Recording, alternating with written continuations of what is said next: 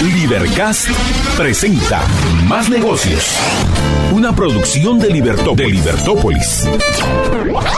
Conozca junto a María Dolores Arias, Jorge Jacobs y sus invitados especiales las herramientas más útiles para emprender, mantenerse y alcanzar el éxito en su industria. Ahora puedes disfrutar de todos los episodios de los programas de Libertópolis en un solo lugar. Sí, desde el 31 de enero tendrás todos los episodios de Libertópolis en un solo podcast. Escúchalos desde tu aplicación de podcast favorita en Android o iOS. Bienvenidos a Libertópolis Negocios. Mi nombre es María Dolores Arias y es un gusto estar con todos ustedes. Me acompaña también Chepe Ascoli y estamos platicando con respecto a los 5 imperativos del éxito en las empresas familiares, de los cuales ya hemos hablado de los 4 primeros: el amor, entendiéndolo como respeto a la diversidad, el tema de la planificación formal, el conocimiento de las finanzas, el conocimiento financiero de la empresa, el motivar o el desarrollar ese espíritu emprendedor, y el último sería, Chepe. Entonces el último es tener una estructura, tener un orden, y voy a racionalizar esto un poquito más. Cuando dije estructura, es una estructura organizativa o estructura organizacional, porque las estructuras de suyo existen. O sea, existe una estructura que se llama familia, existe una estructura que se llama accionistas, existe una estructura que se llama administración.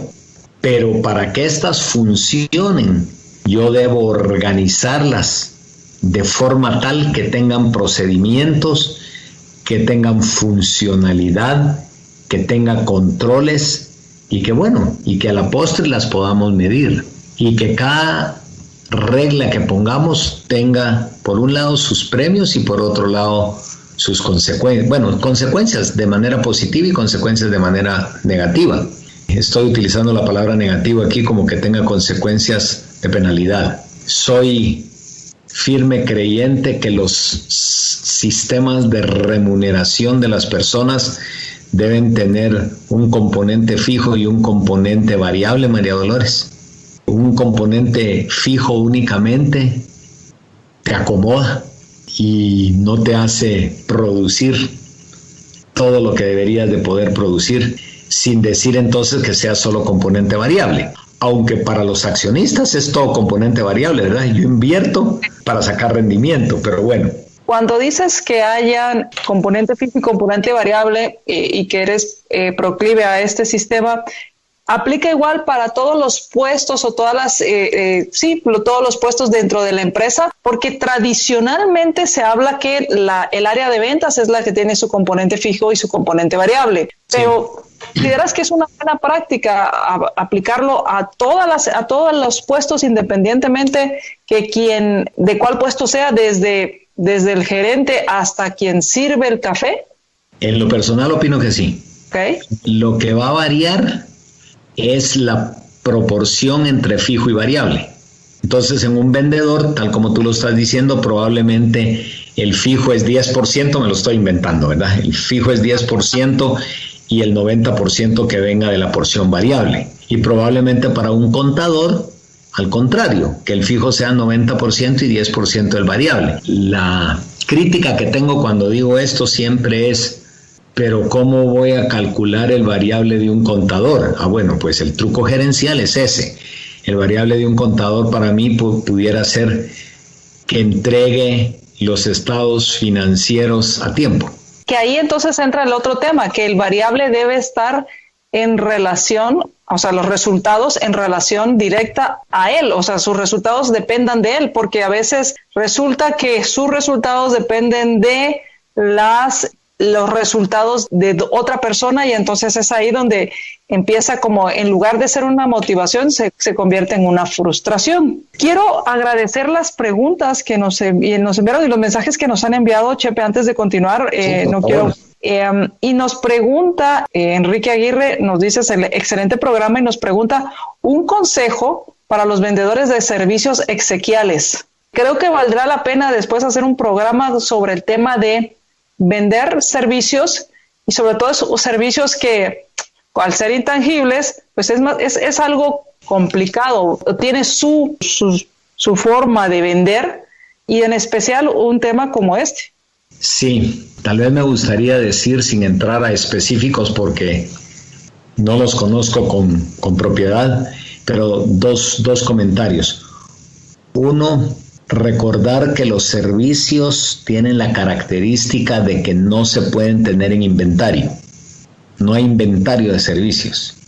Entonces, se producen mientras se venden y se venden mientras se producen. No sé si me estoy explicando bien. Eso lo hace particularmente sui generis. Y el otro es, a mí no me gusta decir que los servicios son intangibles, me gusta decir que la gran proporción de los servicios es su parte no tangible, porque sí tienen algo de tangible. Lo que pasa es que no es como un producto, digamos una lata de sardinas, casi todo es tangible y nada es no tangible. Claro, es que por ejemplo, pensaba vender un televisor, o sea, ves el televisor, te lo imaginas en tu casa, ya lo tienes ahí, entonces es ese tema, pero tienes razón, si hay algo tangible o tiene una parte tangible los servicios. Entonces creo que valdría la pena que hagamos un programa al respecto, ¿te parece? Sí, y creo que los servicios, mucho del éxito de los servicios se deben en relación a cómo hice sentir al consumidor, más que en el servicio en sí. Te hice sentir bien, regresas conmigo. No te hice sentir bien, no regresas conmigo. Y esa parte que le llamamos experiencias hoy en día es una parte muy importante de la venta de servicios. Y pensaba también en muchas veces el para qué se vuelve muy importante en el tema de servicios, o sea, es ¿para qué lo vas a usar? ¿Para qué vas a usar este servicio? Y muchas veces no es que yo esté comprando una caja o un espacio donde dejar mis restos, sino estoy comprando la tranquilidad para mi familia. Estoy pensando en que cuando pase este momento triste no sea de más dejar una situación más complicada. En fin, creo que va más allá del servicio per se, sino es ese ¿para qué hacerlo? Yo creo que lo que tú estás utilizando bajo la expresión ¿para qué? Es lo que yo estoy utilizando con cómo te hice sentir. Okay.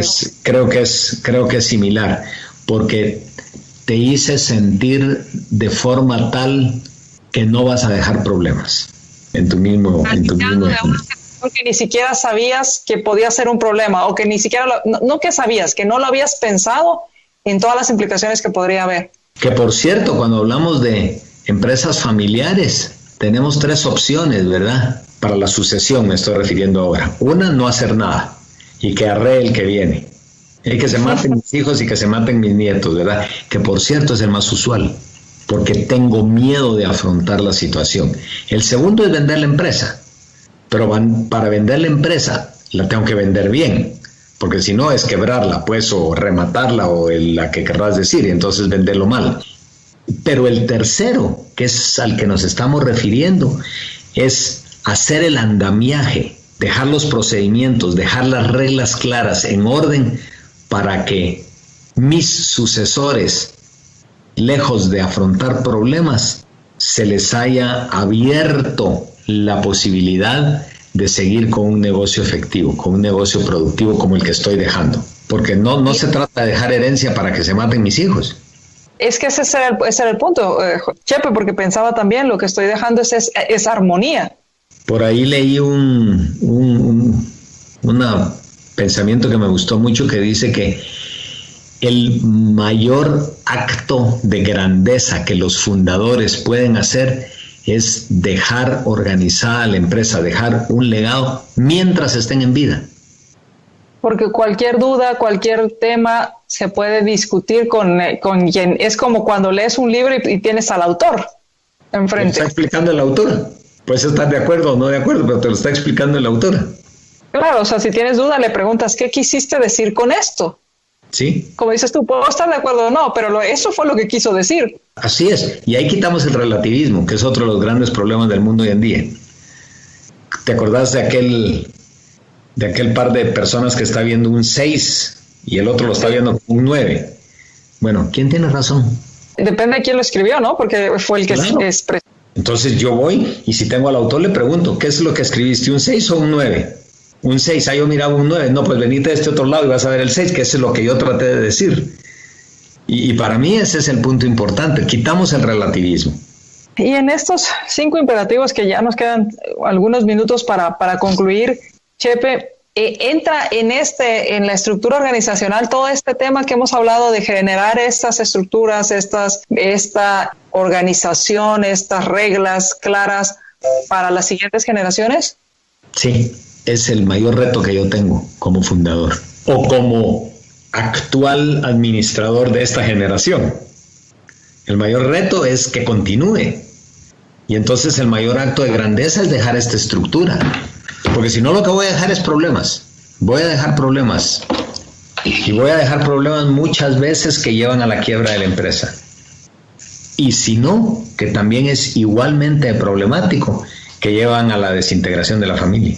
Que eso es lo más trágico, ¿verdad, Chepe? Que se entera uno de historias de familias que se separan y es una pelea, pues, si no decir a muerte, pero sí una pelea seria, y se desintegran las familias por problemas, en especial pues de dinero y del manejo o el control de las empresas. Amor, miedo, pasión y poder son 4 elementos que juegan hepáticamente en las familias. De hecho, hablamos una vez, creo, del origen de los golpes de Estado, ¿verdad? No recuerdo. Las familias. Yo no quiero que mi hermano sea el rey. Ah, ya. Para decirlo vulgarmente, me lo escabecho, ¿verdad? En forma A o en forma B o en forma C. Y eso no es válido. Tenemos que seguir siendo armoniosos. De ahí que nuestro programa se llame, en el fuero interno de nosotros, Productividad en Armonía. Queremos seguir siendo productivos, pero queremos tener una familia que trabaje en armonía. Claro, no a costa de la familia. No a costa de la familia. No es productividad a costa de la familia, ni es armonía a costa de la empresa, porque en ambos casos desaparece la empresa y la empresa familiar. Y pensaba que en estas situaciones de crisis es cuando más se necesita tener claras estas ideas o que tener claras estas estructuras, porque es cuando más hay que apelar a esto. Sí, máxime que en estos momentos me ha gustado la expresión, la fatiga que produce la pandemia, ¿verdad? De pandemia fatigue, que están hablando ahora en Estados Unidos. Llega un momento en el que tenés temor de todo. Ya estás fatigado, entonces ya no sabes si ir para la derecha o ir para la izquierda. La incertidumbre te está matando. Tenemos que evitar eso. Tenemos que evitar eso. Y la incertidumbre no se vence con tener una bola de cristal. La incertidumbre se vence con tomar decisiones y seguirlas. Ya tomé esta decisión, para bien o para mal. Así salgo de la incertidumbre. Si la tomé mal, la corrijo. Pero la tomé. Y estamos por terminar, Chepe. ¿Con qué te gustaría concluir el programa? Con que pensemos en la necesidad de verdaderamente estructurarnos con estos 5 imperativos. En la necesidad de que ya hoy es tarde, pero por el otro lado es mejor hoy que mañana. Comencemos, porque no queremos dejar problemas a nuestras familias. Y ¿sabes qué es lo peor? Cuando el fundador es un hombre que todavía en nuestra sociedad la mayoría de fundadores han sido hombres. Tendemos además a morirnos antes que la esposa, le dejamos un gran clavo a la esposa. Claro.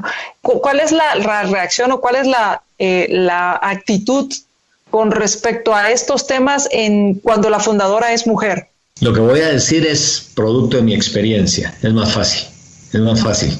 Porque si alguien verdaderamente conoce a sus hijos, es la mamá. Y si alguien verdaderamente es objetiva en ese juzgamiento, es la mamá. Y no tiene miedo de afrontarlo. El papá tiende a ser más wishy-washy. No quiero quedar mal con no quiero quedar mal con el otro, pobre el nene, pobre la nena. La mamá no. La mamá es muchísimo más, es más sentimental. pero por el otro lado es más objetiva. Qué interesante, porque yo hubiera pensado que era al revés. Sin embargo, al final, como dice, conocen a su tribu. La conocen bien y están dispuestos a afrontarlo. Es que los hombres somos más, entre comillas, diplomáticos. Somos más light. Qué interesante. En cuanto a que, entonces, si son más abiertas o más proclives a hacer este tipo de estructuras y dejar estas estructuras, podríamos pensar entonces que, basándonos en tu experiencia, que podrían tener más posibilidades de salir adelante porque están abiertas a esto.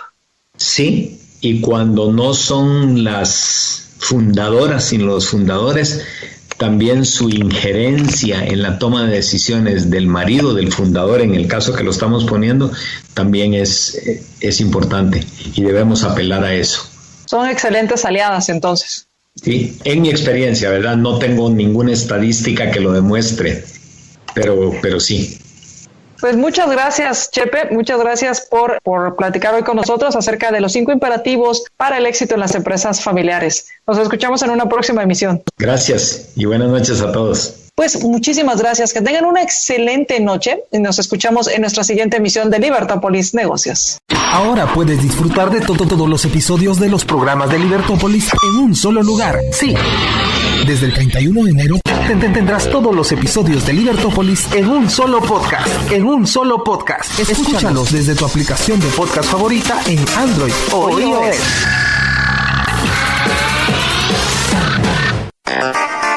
Libercast presentó Más Negocios.